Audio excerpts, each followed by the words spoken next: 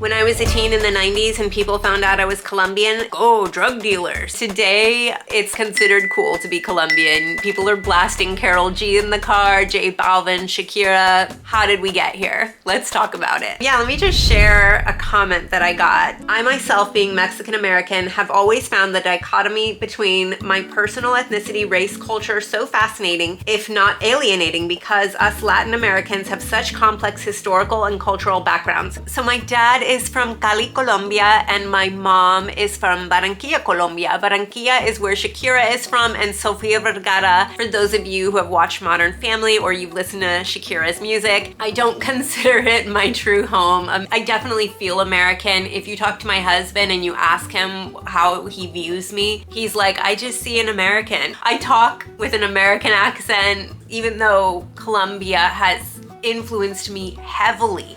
My music choices, language that I speak, the way I view the world and have been treated and seen by others, and the way I see others. Colombia has absolutely affected me, but I hope in the most positive ways, you know? I don't really know if we really had specific holiday food. We ate a lot of empanadas when I was growing up, arepas, buñuelos, what else? Coffee, obviously, you know, Colombian coffee, rice. Rice was a staple. Also, because my dad was in the US Army, I feel like we had to eat healthy growing up, like healthy Colombian food. I really rebelled against a lot of the Colombian food, like growing up in the USA. Vivid childhood memories, family gatherings, novelas in the background. Yes, telenovelas. I watched a lot of, like in middle school, early high school, it was a lot of Mexican telenovelas starring Thalia. There was one called Esmeralda.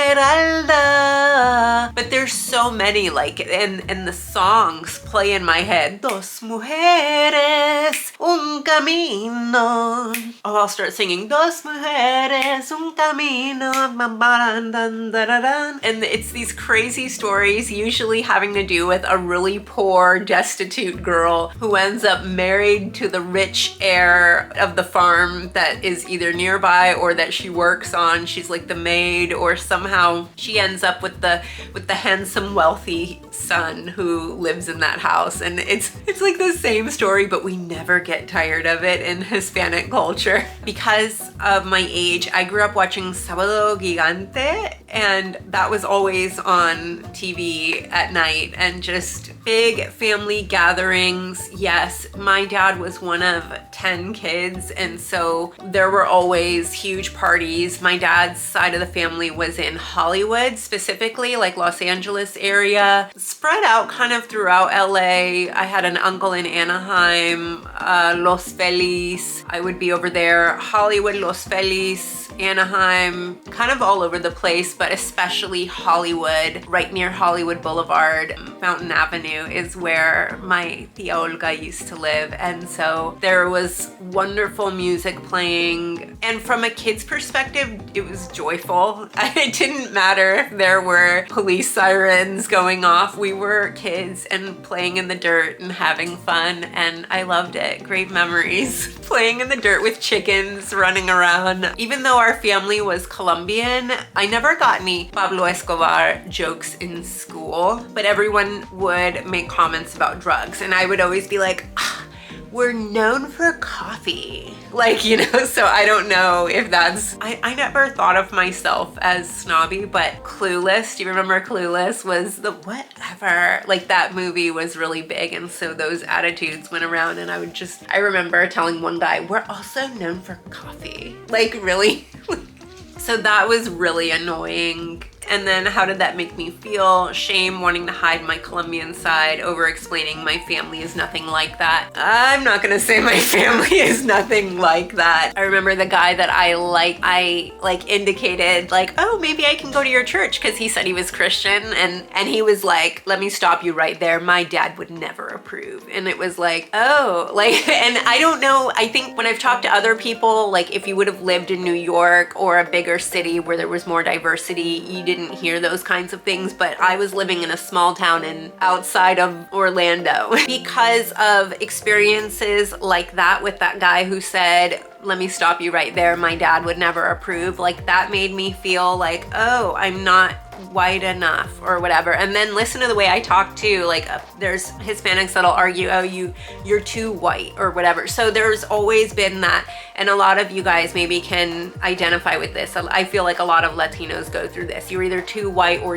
I've never heard anyone say you're too Hispanic or anything like that. Actually, it was when I started auditioning and acting after Princess Jasmine, when I started doing commercial auditions in this area, where I felt like I was not Hispanic enough. They were like, no, you don't have an accent. We don't want you. We want somebody with an accent, like for Publix commercials or whatever, or supermarket stuff. And it was like, oh, like, and then I was like, do I learn to speak with an accent? How do I talk like this? Do I need to talk? But is this sounding authentic? Like, do I sound okay? Or am I making fun of the Latinos? You know, but I will never forget when Shakira did the crossover, because I used to watch her on the Spanish channel as a teenager before she was famous in America. I knew who she was, you know, and it was like, we were so happy, like, oh, she made it, like one of our own, because she was from my mom's town. And I remember Sofía Vergara trying to make it here in America before she got Modern Family. Remember, I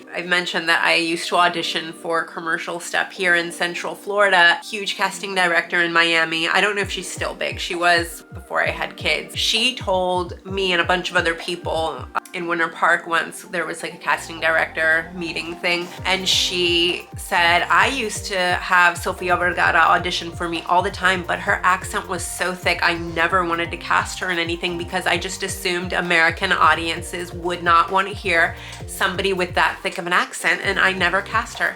And so what did Sofía Vergara do? She went to LA, bypassed Miami, and they were more open to diversity, I guess, in the LA markets, and they cast her in that show Modern Family, and she was huge and Americans loved her. So that was another huge celebration for Colombian people. I'm seeing these crossovers. Just because casting directors don't see your worth doesn't mean that you aren't valuable on a big scale. It just, the stars align. But anyways, seeing these crossovers helped me to become even more proud of my heritage and being Colombian. Shakira, Sofía Vergara, J Balvin, a lot of negative connotations started to kind of shift or go away. The doctors told my parents not to, like 3 years old, 2 or 3 years old. The doctors told my parents, don't teach her Spanish because you're gonna confuse her. By the time I was 5, I wanted nothing to do with the Spanish language. I was like telling my parents, like, all kids speak English. Why do I need to learn Spanish? I don't understand. And just wanting to fit in subconsciously, I don't think I would have voiced saying I don't like well, I did say I don't like Spanish because it was hard. It was hard to learn. It wasn't until 19 years old when my parents had me go to Colombia for 4 months that it was like sink or swim. I didn't have my parents there. I was forced to speak Spanish. And really that's the best way to learn, is by speaking and making all of those mistakes and having people correct you so that you have to, oh, okay, I say it like this. People keep correcting you, you start to learn it.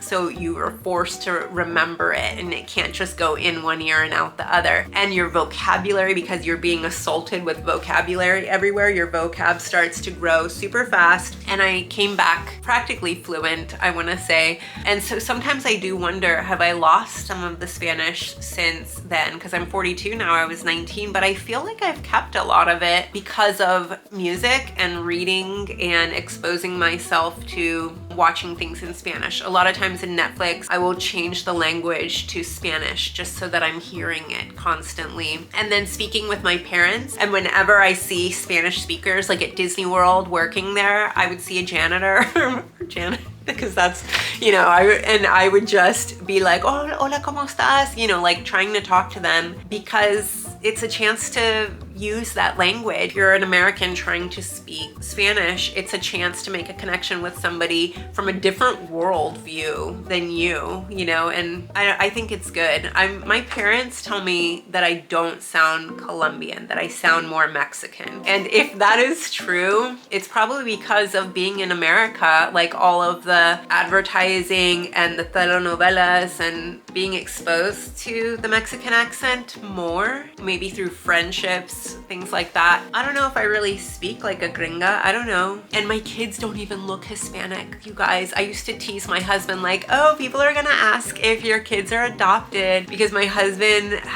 he's like got reddish skin. He's Irish German descent and freckles all over. I thought they would come out very dark like me, and they didn't. I don't give them Spanish nicknames. We have not been to Colombia. They do not have any accent. My kids are exposed to Spanish music though, and they do like it. They don't understand it at all, but they like it. They like American music too, but food, no, my kids, well, my son is more adventurous. He will taste Spanish food. He likes empanadas, arepas, and stuff like that. Whereas my daughter, she does white rice. So I'm like, good, keep with the white rice. And she likes beans, plain beans. I feel like that's good, rice and beans. So my kids definitely see themselves as American first. Although my daughter, we've been homeschooling, although we did transfer, we're doing like a hybrid homeschooling program now. And my daughter's around more diversity, let's just say that. And so she's around more Hispanic kids, and she was very proud of herself because I did insist on like Duolingo and just kind of trying to push Spanish where I could, making her watch things on Netflix in Spanish. I probably should do it more, but anyways, we've had a lot on our plate since starting middle school, but throughout elementary school, I really tried to push more. And so now she was like, oh, mommy, like I can say things in Espanol, and the kids are always shocked because she doesn't look Hispanic at all. And they're like, wait a minute, you understand what we're saying? You speak some Spanish? And so she's really proud of herself. You know, I'm like, you see, this is why it's good to speak Spanish. You know, she was very unassuming when she went in and started mixing it up a little bit. So I was proud of her. Being Latino back then often meant trying to blend in, avoid an accent, avoid stereotypes. Yes. I have written here very little representation. Latino on TV was usually a joke, maid, or a narco. You really didn't see a lot of Hispanics on like Full House was my favorite show, or even on Boy Meets World. And if you did, it was like, like that was a big deal. It was Jessica Alba on the cover of some magazine when I first moved to Orlando, Florida. Was it 1997, I want to say? Seeing a girl that looked like me and being like, when I found out she was like half Mexican or something like that, it was like, oh my gosh. Salma Hayek, Penelope Cruz, Jennifer Lopez in those early days. I say early days, like the 90s when I was young, because for someone like me, you just want to be able to see yourself, I think, in the characters that you see in media and television represented, whoever that is. But I think that's just human nature, wanting to see yourself in the character of the stories that you watch. I would definitely say that many Latin American people, or just wherever you're from, doesn't matter, that dichotomy definitely is felt. Is it as deep as it was when I was young? For me, I don't feel like it is, because we have so much more representation now. And I feel like people of all nationalities, like Shakira or Maluma or whoever, and they're celebrated because they're bringing their gifts and talents to the world to share. Whatever you are, you should be happy with the way God made you and the features God made you. I've had people on this channel make fun of my nose for being too wide, and I've decided to love my nose the way it is in its width. If it's too wide for you, sorry. If it's, you know, I've made peace with my Latin background. I am still processing it, and I probably always will be processing it. You never know how your background will serve you in the future or serve others in the future. You have something different or unique or interesting to bring to the table, and that's a great thing. And